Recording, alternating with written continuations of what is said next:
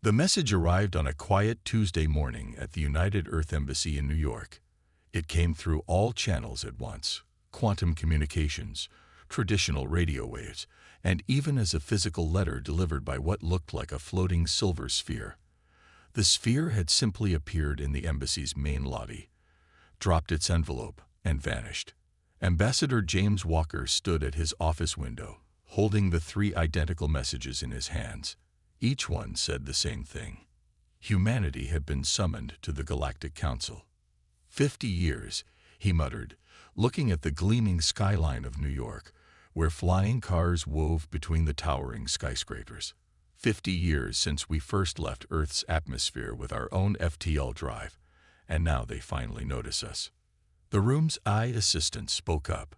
"Sir, the President is on the line, along with representatives from 30 other nations." Walker nodded, straightening his simple black suit. He turned to face the large display screen that took up one wall of his office. The faces of Earth's leaders appeared, each in their own window, all wearing expressions that mixed excitement with concern. "Ladies and gentlemen," Walker began, "I assume you've all received the Council's message." The President of the United Earth Alliance leaned forward in her screen. "James, you're our most experienced diplomat. You've dealt with 15 first contact situations. What's your read on this?"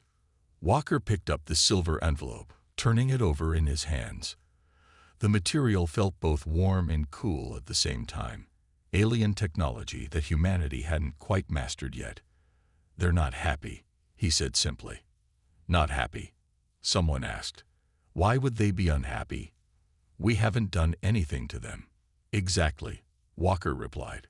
"We haven't done anything to them, or for them, or with them.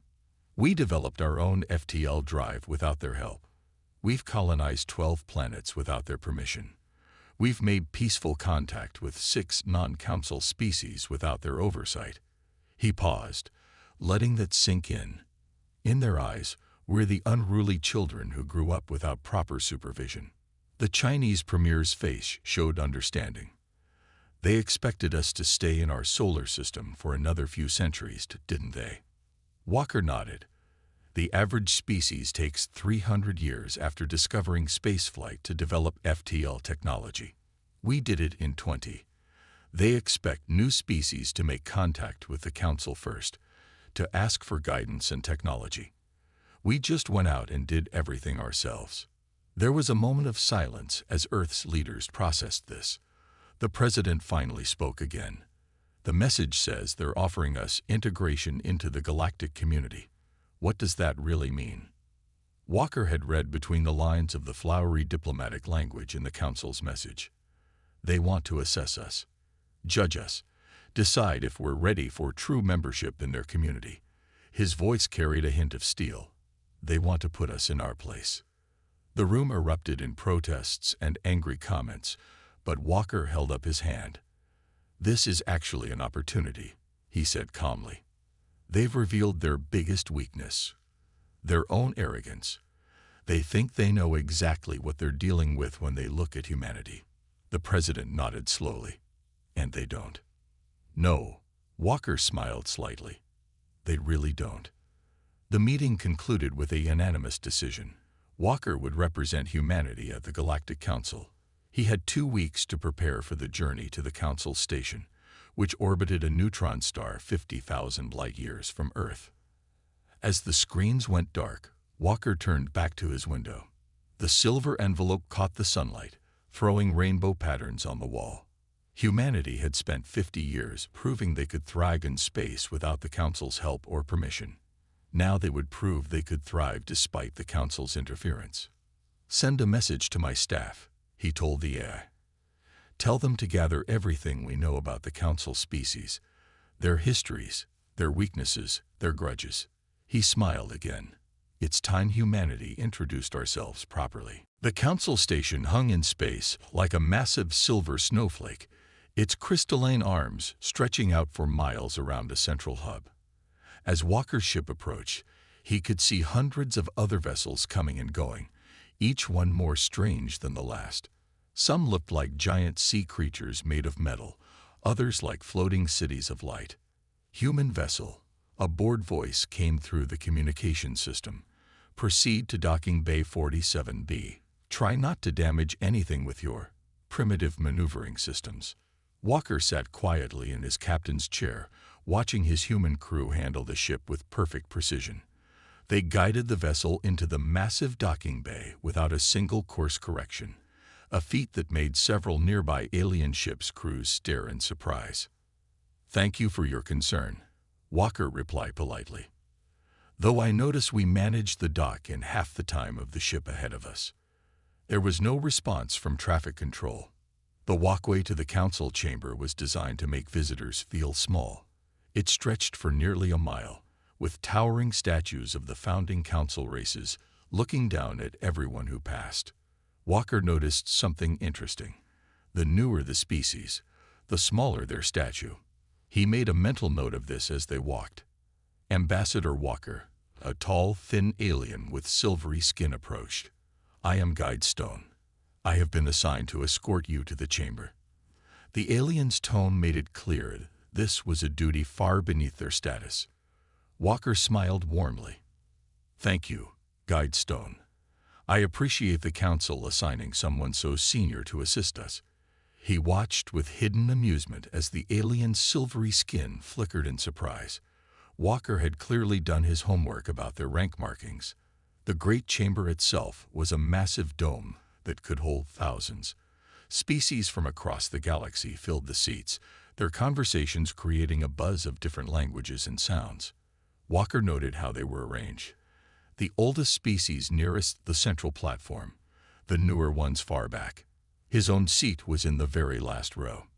Instead of showing any sign of insult, Walker took his time walking to his seat. He studied each species he passed, nodding respectfully to some, showing proper greeting gestures to others. More than a few aliens shifted uncomfortably. They hadn't expected a primitive human to know their customs. The High Speaker, Ambassador Gray, stood at the central platform. Gray's species was one of the oldest, and it showed in their appearance. They looked like living crystal, with patterns of light moving through their transparent body. When they spoke, their voice echoed with the weight of ages. "The council recognizes the presence of the human representative," Gray announced, their tone carrying just enough dismissal to make it an insult. "We trust your journey was not too challenging for your level of technology."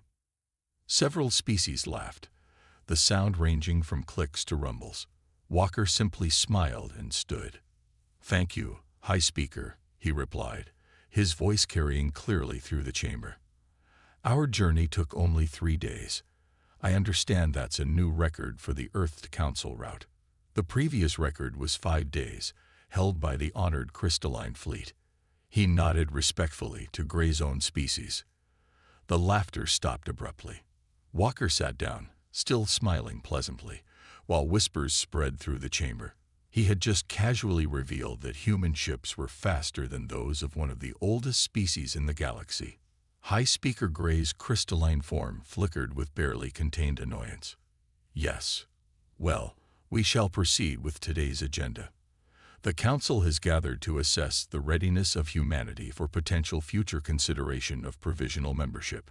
As Gray droned on with increasingly complicated diplomatic language, Walker pulled out an old-fashioned paper notebook and began taking notes. Several nearby aliens snickered at his primitive writing method. None of them noticed that he was actually drawing a detailed map of the chamber's power structure based on how species reacted to each other. The real show, Walker knew, would begin soon enough. For now, he would watch and learn and let them underestimate humanity just a little bit longer. The Council's presentation had been running for 3 hours. Walker sat quietly, still making notes, as holographic images of Earth and human history floated in the center of the Great Chamber. Each image was carefully chosen to make humanity look primitive and violent. "As we can see," High Speaker Gray continued, their crystalline form glowing with smug satisfaction, "the humans have barely emerged from their violent tribal phase. They still wage wars over resources, territory, and belief systems." A huge image of a battlefield appeared. Walker noticed they had chosen one from over 100 years ago. They deliberately ignored humanity's current peace. Furthermore, another council member stood up, this one looking like a mass of floating blue orbs. Their biology is hopelessly inefficient. They require sleep for 1/3 of their day. They can't survive in space without protection. They haven't even begun to modify their genes to fix these flaws. Walker wrote something in his notebook. The alien nearest to him tried to peek at what he was writing, but the human's handwriting was impossible for them to understand. High Speaker Gray raised their crystalline arms. And so, we come to our generous offer. The words generous offer appeared in 50 different languages above the chamber. The Council proposes a 1,000-year observation period for humanity. During this time, they will be granted protected species status. The chamber filled with murmurs of approval. Protected species status sounded nice, but Walker knew what it really meant. Humanity would be forbidden from expanding further into space. They would have to ask permission for any new technology. They would become, in effect, children under the Council's control. Additionally, Gray continued, humanity will benefit from our guidance. We will help them correct their many flaws. Their emotional instability, their technological crudeness, their biological limitations, all these can be fixed under our wise leadership. More approving sounds filled the chamber. Several species were openly laughing now, making jokes about humans in their own languages. They didn't realize Walker had studied their languages too. The Council recommends accepting this offer immediately. Gray's voice grew stern. Humanity's rapid expansion cannot be allowed to continue unchecked. They are a danger to themselves and others. A hologram appeared showing human ships. The images were deliberately altered to make Earth's fleet look small and weak. Walker made another note. Consider their history. A new council member spoke, this one looking like a tall insect made of gold. They split the atom and immediately made weapons. They reached space and immediately established military outposts. They achieved faster than light travel and immediately began claiming new worlds. The chamber erupted in disapproving sounds. Walker kept writing. They must be controlled, Gray declared, for their own good and the good of the galaxy. Finally, Gray turned their crystalline gaze directly to Walker. Does the human representative wish to speak in defense of his species? The chamber went quiet. Everyone turned to look at Walker, expecting him to either protest angrily or submit meekly. He did neither. Instead, Walker stood up slowly, closed his notebook, and smiled. Thank you for this detailed presentation, High Speaker. Humanity requests 24 hours to prepare a proper response to the Council's generous offer. Gray's crystalline form flickered in surprise. They had expected either immediate acceptance or emotional argument. This calm request didn't fit their picture of primitive humans. You wish time to consider? Gray asked, suspicious. Not to consider, High Speaker. Walker's smile remained pleasant. To prepare. After all, if the Council has taken the time to study humanity so thoroughly, it's only right that we present our own findings about the Council with equal thoroughness. A worried murmur ran through the chamber. Something in Walker's tone made several species suddenly very uncomfortable. 24 hours is granted, Gray declared quickly, trying to maintain control of the situation. This session is adjourned. As the chamber emptied, Walker remained in his seat, making one final note. The nearby alien finally managed to peek at his notebook. To their surprise, the page was filled with detailed diagrams of the chamber's power distribution systems, along with notes about which species had the most to lose if the current council structure changed. Walker closed his notebook with a quiet snap. Tomorrow would be interesting. While the council slept, Walker worked. His temporary quarters on the station were small, another intended insult, but he had turned them into a command center. Holographic displays covered every wall, each showing different pieces of information about the council races. Access historical records. Walker spoke to his personal AI assistant, a small silver disc on his wrist. Unlike the council's AIs, this one was completely self-contained. They couldn't spy on it or shut it down. Displaying first contact records for all current council members, the AI responded. The walls lit up with thousands of dates and events. Walker stood in the center of the room, his eyes moving from display to display. Show me the pattern. When did each species join the council, and how long did they wait? The data rearranged itself. A clear picture emerged, one that made Walker smile grimly. Every single one, he muttered. Every single species waited at least 500 years after developing spaceflight before they were given membership. He pointed to specific cases. The Crystal People waited 800 years. The Blue Sphere Collective, 600 years. The Golden Hive, 700 years. His AI assistant highlighted another pattern. Note the technological development rates. Ambassador. Each species showed significantly slower progress after council contact. Walker nodded. He had suspected this, but seeing the proof made his blood boil. The council wasn't just arrogant. They were deliberately holding species back. Show me the non-council worlds we've contacted, he ordered. The displays changed again, showing the 6 independent species humanity had befriended. Compare their technological progress to council worlds at the same stage. The results were striking. Free worlds developed faster, innovated more, and solved problems more creatively than worlds under council protection. Walker pulled out his notebook and began writing a speech. But this wouldn't be the kind of speech the council expected. No emotional outbursts, no desperate pleading, no angry denials. Instead, he would give them cold, hard facts, with a few surprises thrown in. Access Earth's secure database, he told his eye. Show me Project Mirror. New images appeared, detailed scans of every piece of technology on the council station. While the council had been busy looking down on humanity, human sensors had been busy looking right back at them. Their power systems are inefficient, Walker noted, marking down specific numbers. Their artificial gravity relies on technology that's 3 generations behind ours. Even their FTL drives are using principles we improved on years ago. He spent the next several hours preparing his presentation. Everything had to be perfect. The council thought they were dealing with primitive emotional humans who would either submit to their authority or react with useless anger. They weren't prepared for what Walker had planned. A soft chime indicated someone at his door. Walker quickly shut down all the displays except one showing basic Earth history. Enter, he called out. Guidestones stepped in, their silver skin glowing faintly in the dim light. The council wishes to know if you require assistance preparing your response. The alien's tone made it clear they expected Walker to beg for help. No thank you, Guidestone. Walker smiled. But I would like to request something else. When I present tomorrow, I want all species present, not just the senior council members. That's highly irregular, Guidestone protested. Junior species don't usually. All species, Walker repeated firmly. After all, if the council's offer to humanity is as generous as claimed, surely everyone should hear it. Unless there's some reason you don't want them all to attend.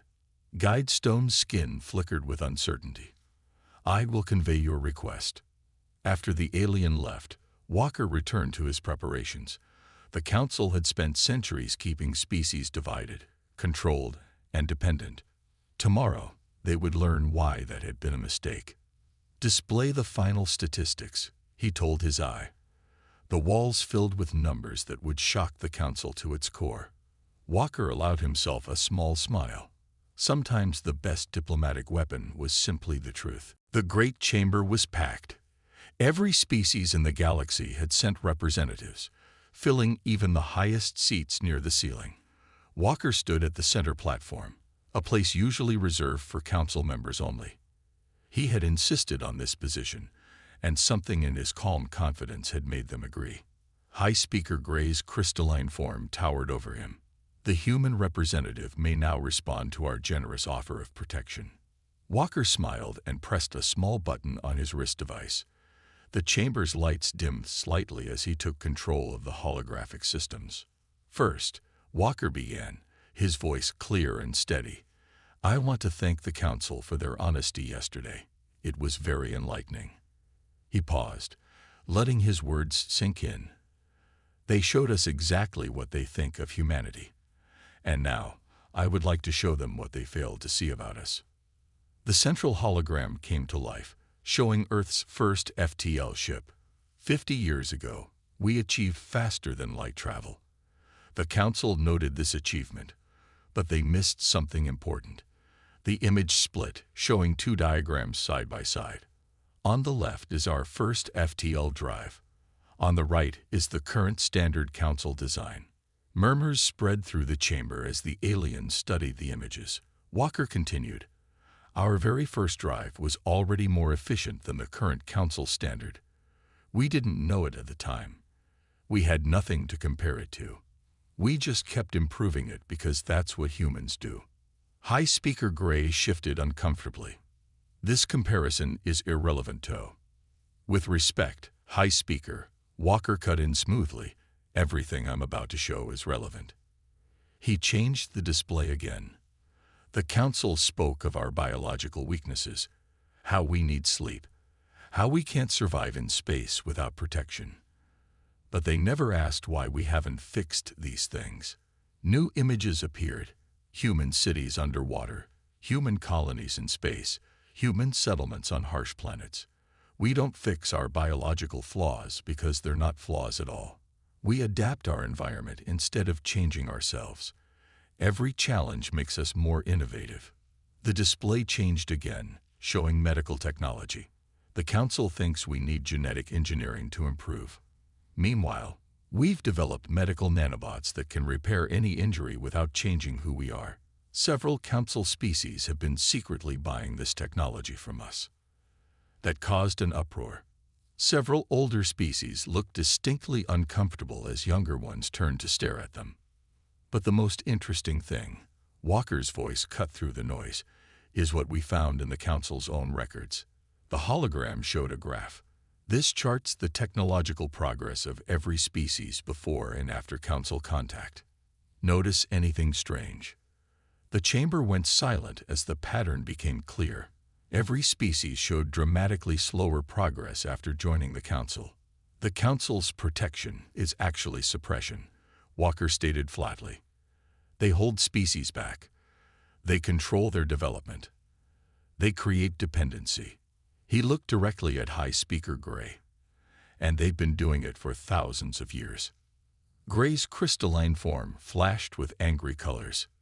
"These accusations are completely true," Walker finished, "and provable, which is why humanity has a counter-offer for the Council."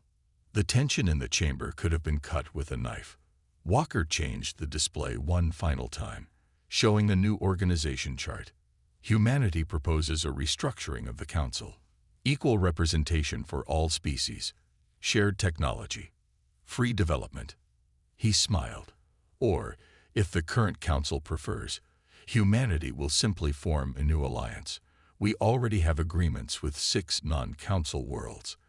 30 more have contacted us secretly in the past month alone. The chamber erupted in chaos. Younger species were standing, shouting questions. Older species were huddled together, conferring urgently. High Speaker Gray's crystalline form had gone completely dim. Walker stood quietly in the center of the storm he had created, watching centuries of careful control crumble around him. Sometimes the best way to fight arrogance wasn't with force, but with simple, undeniable truth. The chaos in the Great Chamber had been going on for 10 minutes. Walker remained at the central platform, watching calmly as centuries of Council control fell apart. Behind him, the holograms continued to display evidence of the Council's deception. "Order." High Speaker Gray's voice boomed through the chamber. "We will have order." But the younger species weren't listening anymore. The Blue Sphere Collective had already moved their seats closer to the human section. The Golden Hive representatives were openly copying Walker's data to their own systems. Perhaps, Walker spoke, his quiet voice somehow cutting through the noise. "It's time for my final revelation." He pressed another button on his wrist device. "Let me show you what humanity has really been doing for the past 50 years. New holograms appeared. They showed massive space stations hidden in nebulae, research centers inside gas giants, and shipyards built within hollowed-out asteroids. But these weren't primitive facilities. They were far more advanced than anything in the Council station. While the Council watched our public achievements, Walker explained, "This is what we built in secret. We knew someone out here would try to control us. Humanity has learned from its history. We don't let others dictate our fate anymore." A new image appeared, a massive energy reading that made several scientific experts in the chamber gasp. "This is from our latest power plant," Walker continued. "Clean energy, unlimited potential, and yes, we're willing to share this technology, but only with those who treat us as equals." The Golden Hive's representative stepped forward. "The Council told us such energy levels were impossible." "The Council told you many things were impossible," Walker replied. "They told you faster ships were impossible. They told you advanced medical care without genetic modification was impossible. They told you peaceful cooperation without their control was impossible." He smiled. "Humanity has a saying, nothing is impossible until you prove it is." High Speaker Gray's crystalline form had turned almost black with rage. "You dare to undermine thousands of years of peace and stability. Peace through suppression isn't peace at all," Walker countered. "And stability through control only lasts until someone questions it." He turned to address the entire chamber. "Humanity offers a choice to every species here. Stay with the old Council and their restrictions, or join us in true cooperation." More holograms appeared, showing joint human-alien research projects that had been happening in secret. They revealed medical breakthroughs, technological advances, and scientific discoveries that the Council had claimed were centuries away from being possible. "These are the results of just 50 years of free cooperation," Walker said.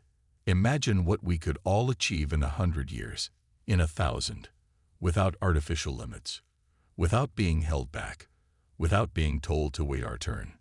The chamber had gone quiet now, every species watching as Walker reached into his pocket and pulled out his simple notebook.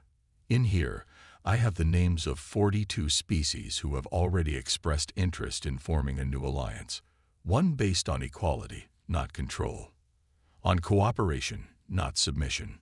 He looked directly at High Speaker Gray. "The old Council can either adapt to this new reality, or it can become irrelevant. The choice is yours." The Crystal People's representatives were huddled together, their forms flickering with rapid communication. The Blue Sphere Collective had already moved to stand with the human delegation. Throughout the chamber, species were choosing sides. Walker watched it all with calm satisfaction.